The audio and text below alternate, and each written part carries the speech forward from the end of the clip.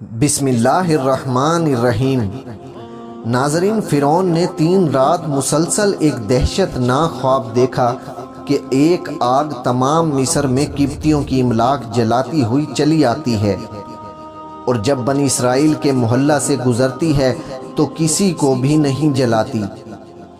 اور بنی اسرائیل کے محلے سے ایک اژدہا نکلا اور اس نے فرعون کو اس کے تخت سے گرا کر اوندھا ڈال دیا۔ تیسری صبح فرعون نے نجومیوں کو اکٹھا کیا اور خواب کی تعبیر پوچھی تو انہوں نے کہا کہ بنی اسرائیل میں ایک لڑکا پیدا ہوگا جو تیری حکومت کے زوال کا سبب ہوگا۔ چنانچہ فرعون نے کوتوال کو بلا کر اعلان کرا دیا کہ 1000 پیادہ بنی اسرائیل کے محلے میں مقرر کریں اور 1000 دائیاں بھی ان کے ہمراہ کر دیں، تاکہ بنی اسرائیل کے جس گھر میں لڑکا ہو اس کو قتل کر ڈالیں اور لڑکیوں کو چھوڑ دیں۔ 2 سال تک بنی اسرائیل پر اسی طرح ظلم ہوتا رہا، اور تیسرے سال حضرت موسیٰ علیہ السلام دنیا میں تشریف لائے۔ فرعون نے جس کو روکنے کے لیے بنی اسرائیل میں ہزاروں بچے قتل کروائے، آخر وہ آ گیا اور فرعون اس کا کچھ بھی نہ بگاڑ سکا۔ ادھر نجومیوں نے اطلاع کر دی کہ وہ بچہ پیدا ہو چکا ہے، لہٰذا خبردار رہنا۔ نجومیوں نے فرعون سے کہا کہ آج کی رات وہ بچہ ماں کے پیٹ میں جائے گا۔ فرعون نے اس رات حکم دیا کہ بنی اسرائیل کے سب مرد آج اسکندریہ شہر میں چلے جائیں۔ چنانچہ بنی اسرائیل کے سب مرد سکندریہ چلے گئے، جبکہ حضرت موسیٰ علیہ السلام کے والد اس رات فرعون کے محل کا پہرا دے رہے تھے۔ کسی سبب سے حضرت موسیٰ علیہ السلام کی والدہ وہاں چلی گئیں۔ حضرت عمران نے ان کو طلب کیا تو حضرت موسیٰ علیہ السلام والدہ کی شکم اطہر میں چلے گئے۔ اس سے پہلے وزیروں نے فرعون سے عرض کی کہ بنی اسرائیل کے بڑے اپنی موت سے مر گئے اور بچوں کو تم نے ختم کر دیا، تو پھر ہماری خدمت کون کرے گا؟ پھر فرعون نے حکم دیا کہ 1 سال کے لیے بچے چھوڑ دیے جائیں اور 1 سال کے قتل کیے جائیں۔ معافی کے سال حضرت ہارون علیہ السلام پیدا ہوئے، اور جس سال میں بچے قتل ہونے تھے اس میں حضرت موسیٰ علیہ السلام پیدا ہوئے۔ تو فرعون نے کوتوال پر سختی کی اور اس نے پیادوں پر سختی کی، تو پیادوں نے کہا کہ ہم نے ایک گھر میں صرف دائی کی بات پر اعتبار کیا ہے اور زیادہ تحقیق نہیں کی۔ تو کوتوال کے حکم پر یہ عمران کے گھر میں گھس آئے۔ اس وقت حضرت موسیٰ علیہ السلام اپنی بڑی بہن کی گود میں تھے جس کا نام مریم تھا۔ جب اس نے دیکھا کہ پیادے بغیر کسی اطلاع کے گھر میں گھس آئے ہیں تو فوراً بھائی کو تنور میں ڈال دیا، جو اس وقت بھڑک رہا تھا، اس خیال سے کہ اس کی جان تو ویسے بھی جائے گی مگر باقی گھر والے تو محفوظ رہیں گے۔ جب پیادوں نے خوب تسلی کر لی کہ گھر میں کوئی لڑکا موجود نہیں اور تنور کو نہ دیکھا، اور واپس چلے گئے، ادھر آپ علیہ السلام کی والدہ فرت غم میں بے ہوش ہو گئی تھیں۔ ہوش آنے پر بیٹی سے بچے کے بارے میں پوچھا تو اس نے کہا، میں نے اس کو جلتے تنور میں ڈال دیا ہے۔ تو ان کو غم میں مزید اضافہ ہو گیا۔ یکا تنور سے آواز آئی کہ اے اماں جان، غم نہ کھا، اللہ نے جس طرح حضرت ابراہیم علیہ السلام پر آگ کو سرد کیا تھا اسی طرح مجھ پر بھی سرد کر دیا ہے۔ چنانچہ انہوں نے آپ علیہ السلام کو تنور سے باہر نکالا۔ اس وقت آپ علیہ السلام کی عمر 40 دن کی تھی۔ اب آپ علیہ السلام کی والدہ نے اپنے گھر میں مشورہ کیا کہ آخر یہ بچہ ہی ہے، آواز تو نکالے گا، اور فرعون کے پیادے گھر گھر تلاشی لے رہے ہیں، اس کی آواز سن لیں گے تو اس کو بھی اور ہم سب کو بھی قتل کر دیں گے۔ بہتر یہ ہے کہ اس کو صندوق میں رکھ کر دریائے نیل میں چھوڑ دیں، کسی گاؤں میں چلا جائے گا، یہ زندہ بھی رہے گا اور ہم بھی فرعون کے خوف سے نجات پائیں گے۔ سانوم نامی ایک بڑائی سے والدہ موسیٰ علیہ السلام نے کہا کہ ہم ایک صندوق اس قدر طول و عرض میں چاہیے اور تختوں کو اس طرح ملانا کہ پانی اندر نہ جائے۔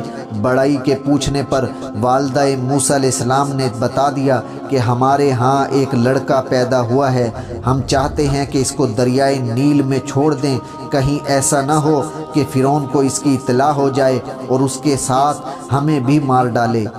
بڑائی نے وعدہ بھی کر لیا کہ میں کسی سے کچھ نہ کہوں گا اور یہ کام پوشیدہ کروں گا۔ جب یہ اپنے گھر گیا تو سنا کہ فرعون کا منادی آواز لگا رہا ہے کہ جو شخص ہمیں اس لڑکے کا پتہ بتائے جو ان دنوں بنی اسرائیل میں پیدا ہوا ہے تو اس کو اتنا اتنا انعام دیا جائے گا۔ چنانچہ اس نے چاہا کہ میں راز کو فاش کر دوں۔ اس ارادے سے ابھی دروازے سے باہر قدم نکالا ہی تھا کہ اندھا ہو گیا اور اس کے دونوں پاؤں ٹخنوں تک زمین میں دھنس گئے، اور اسے ایک آواز آئی کہ اگر تو نے کچھ کہا تو تجھ کو فی الفور زمین میں دھسا دیں گے۔ اس نے توبہ کی تو اللہ نے اس کو نجات دی اور اس کی آنکھیں بھی ٹھیک ہو گئیں۔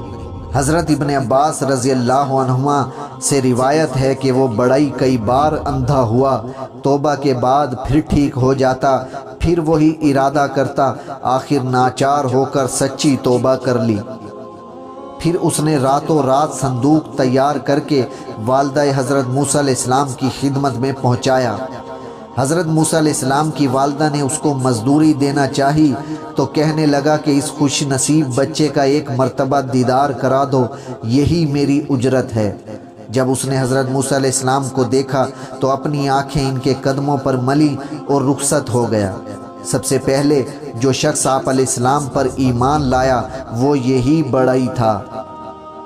آپ علیہ السلام کی والدہ نے آپ علیہ السلام کو اس صندوق میں رکھ دیا، دودھ پلا کر اس صندوق میں سلا دیتی، جہاں کہیں ایسا ڈراؤنا موقع آتا صندوق کو دریا میں بہا دیتی، اور ایک ڈوری سے اسے باندھ رکھا تھا، خوف ٹل جانے کے بعد اسے کھینچ لیتی۔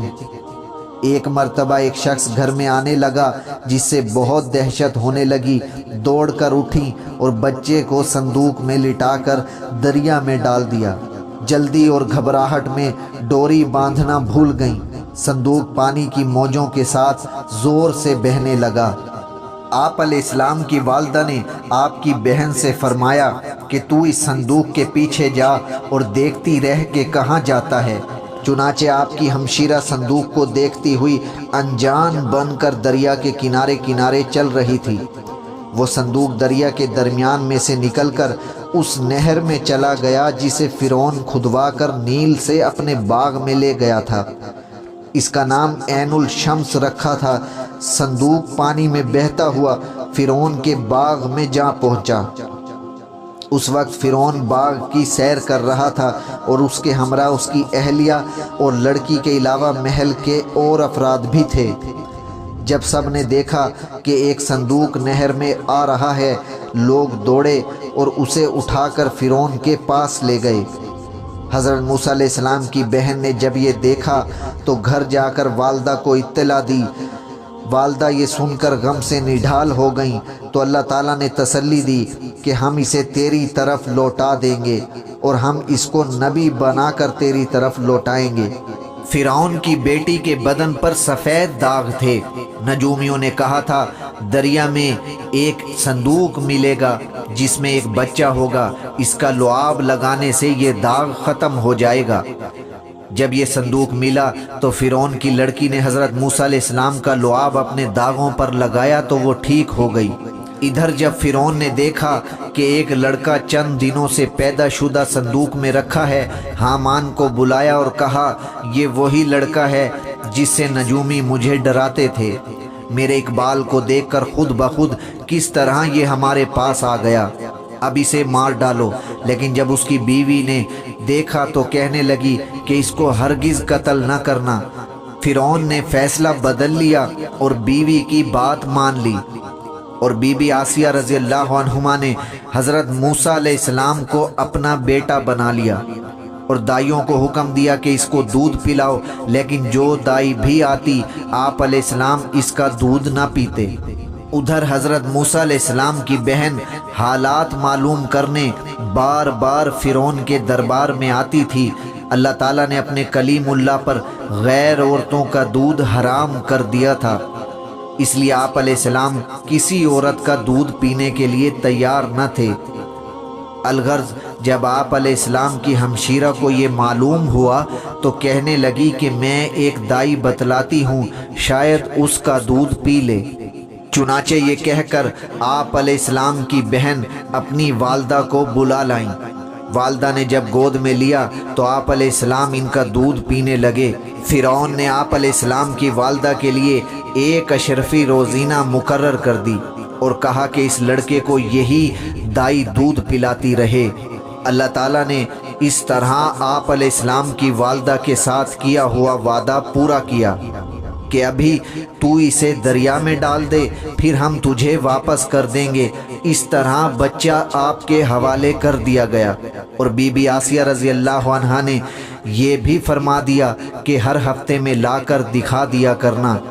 خدا نے بچہ بھی ملا دیا اور مفت میں مزدوری بھی مقرر کرا دی۔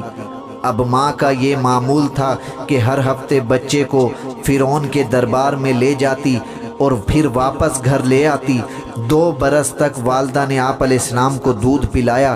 جب 2 برس کے بعد آپ کا دودھ چھڑایا تو بی بی آسیہ رضی اللہ عنہا نے والدہ حضرت موسیٰ علیہ السلام کو سونے سے لدا ہوا ایک خچر اور کئی اونٹ اور نفیس چیزیں تحفے میں دے کر رخصت کیا، اور حضرت موسیٰ علیہ السلام کی پرورش اپنے پاس کرنی شروع کر دی۔